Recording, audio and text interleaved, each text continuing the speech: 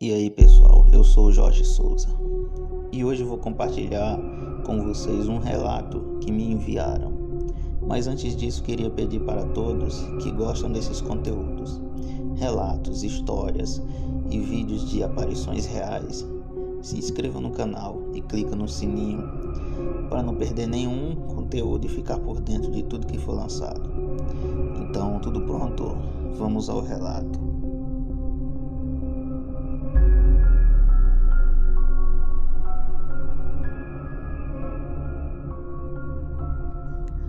Olá, meu nome é Roberto e vou compartilhar com vocês algo que aconteceu com meu velho pai já falecido, quando era um rapaz de 20 anos e morava em uma cidade pequena no interior do Paraná.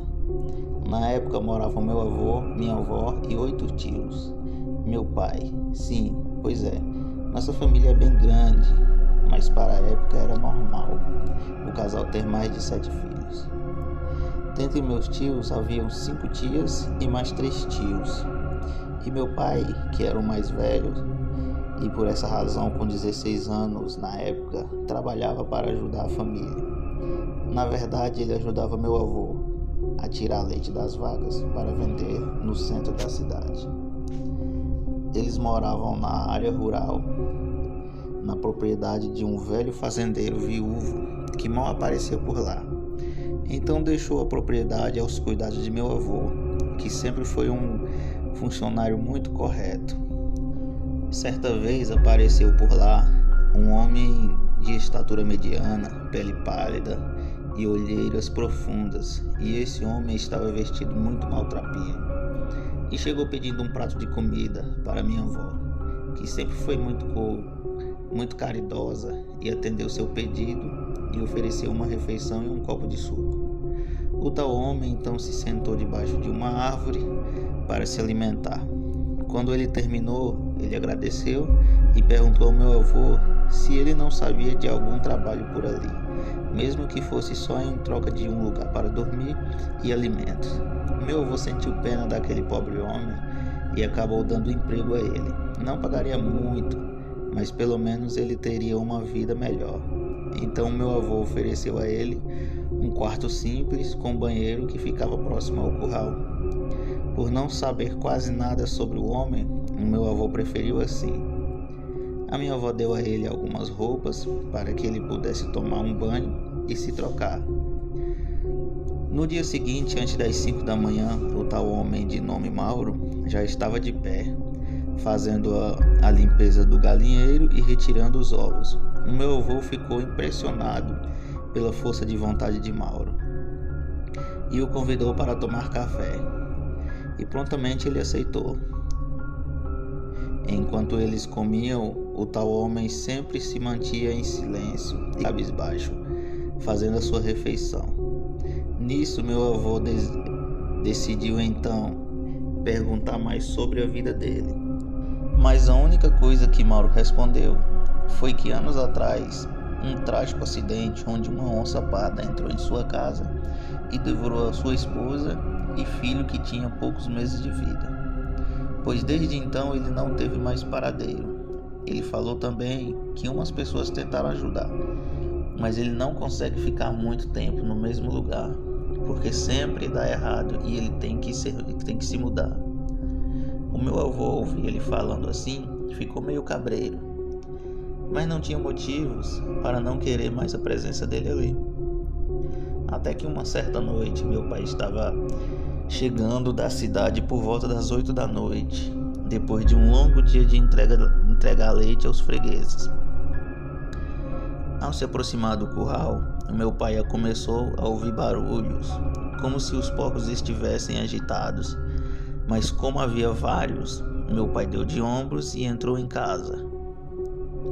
No dia seguinte, pela manhã, o meu avô e o meu pai encontraram 2 porcos mutilados. Pareciam ter sido passados num triturador. Ambos ficaram assustados, pois nunca tinham visto coisa parecida. Foi então que eles estranharam a ausência de Mauro, que era sempre o primeiro a acordar. E então, sem perder tempo, o meu avô pediu para o meu pai ir limpando o curral e que ele iria dar um pulinho no quarto de Mauro para verificar se estava tudo ok. Ao chegar no quartinho, meu avô se deparou com Mauro sem roupas, caído no chão e todo sujo de sangue.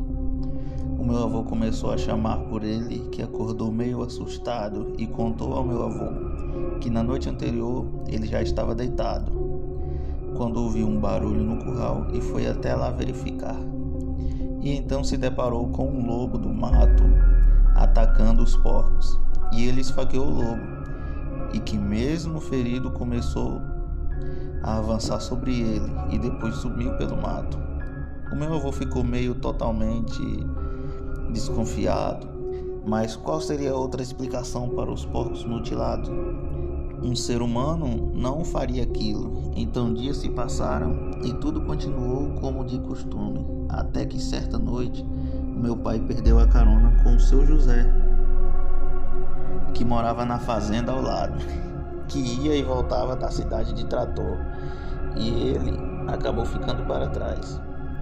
E voltando a pé, chegando à fazenda por volta das 10 da noite, foi quando ele se aproximou do curral e começou a ouvir novamente os porcos gritando, desesperados.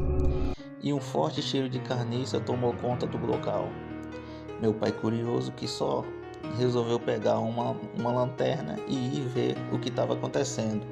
E nessa hora, os seus olhos avistaram uma criatura horrível, com os olhos avermelhados e presas assustadoras. Aquele ser estava comendo os porcos e quebrava seus ossos como se fossem de brinquedo. O meu pai saiu correndo e gritando por socorro, e a tal criatura veio correndo logo atrás. Aquilo era uma mistura de lobo com alguma outra coisa, e corria muito, e logo alcançou meu pai, pulando sobre ele e mordendo a sua perna. O meu avô veio correndo de encontro com uma espingarda na mão e começou a atirar. Nisso, o Mauro saiu do seu quartinho correndo e pedindo para parar de atirar, porque aquele era seu filho. O meu avô nem pensou duas vezes e sentou chumbo naquele bicho, que deu um uivo horrível e saiu correndo muito ferido.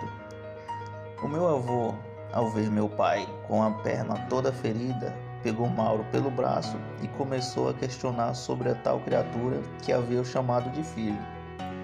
Mauro, nesse momento, explicou que havia sido seu filho que matou sua esposa e filha mais nova, que seu filho havia herdado uma maldição que foi do seu avô, pai de Mauro, e que ele não desenvolveu a maldição, mas infelizmente o seu filho Juarez, de 20 anos, estava perecendo com essa vida maldita, e que esse é o motivo de ele não ter paradeiro, pois o seu filho o segue por onde ele for e sempre acaba machucando alguém.